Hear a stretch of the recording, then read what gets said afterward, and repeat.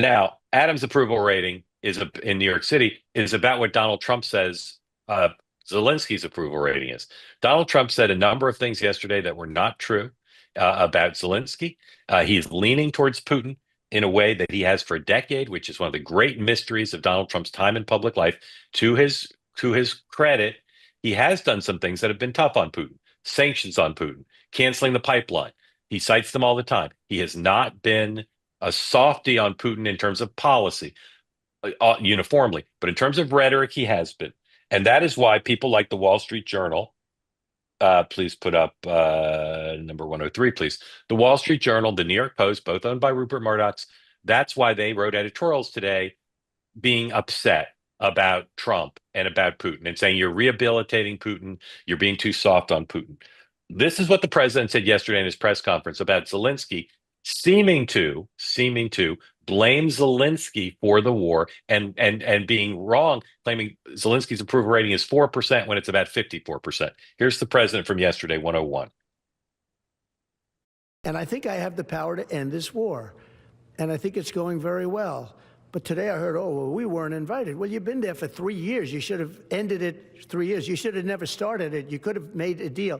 I could have made a deal for Ukraine that would have given them almost all of the land, everything, almost all of the land, and no people would have been killed, and no city would have been demolished, and not one dome would have been knocked down. But they chose not to do it that way. Now, that remark was universally interpreted, or nearly universally interpreted, as being about Zelensky. Sean and I thought it might have been about Joe Biden. I asked somebody, they said, no, he's talking about Zelensky. Zelensky today in a press conference in Kyiv reacted negatively, escalating the war of words between these two leaders who have, of course, a very fabled and checkered history. Here's Zelensky from earlier today attributing basically the President Trump's remarks to his being a dupe of Russia. 102, please. Unfortunately, President Trump, I have great respect for him as a leader of a nation that we have great respect for. The American people who always support us, unfortunately, lives in this disinformation space. So, Dan, here's what I don't get. You've got all these critics in the foreign policy establishment, Biden people in particular, saying Trump is abandoning Europe, Trump is soft on Putin. They had no plan to end the war. They had no plan. Trump's plan's not great. Bring Putin back, not great. But what do the critics like Paul Gigot and Chris Murphy and the foreign policy establishment, what plan did they have to end the war? Look, they didn't have a plan to end the war, and I don't necessarily think what they're questioning is ending the war. It is how Trump is going about trying to end the war, which is he's looking at the Russians and basically saying, let's just make a deal, right? Like it's time to do something. Ukraine, just like shut up, Europe, shut up, stay out of this. You and I talk, and let's talk about our business in Russia, and let's talk about all the things that you and I can do together. But I believe we have fought, and Trump has not said explicitly, like we are on the side of the Ukrainians.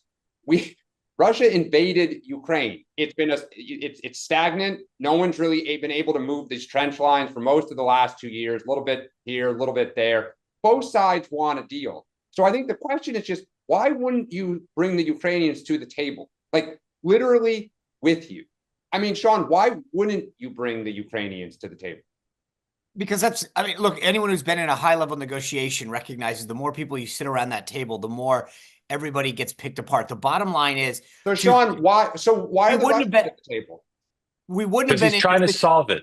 Because he's trying to solve it. He's trying to solve it, and the last thing you need is someone over there that's useless when it comes to actually solving the problem. The bottom line is, for 4 years, the Biden administration got us into Ukraine because of feckless, weakless leadership, and they didn't do anything to stop it. And the bottom line is everyone wants to snipe at Donald Trump for actually trying to solve the problem and end the bloodshed. But hold on a second. Day, stop worrying about who's at the table and worry about whether or not we're going to solve this and end the war. As long as there's security guarantees of some sort for Ukraine, as long as they keep as much land as possible, and as long as there's an aggressive posture towards European stability, no one should care how he does this. They really shouldn't. Ukraine needs to buy in on the solution.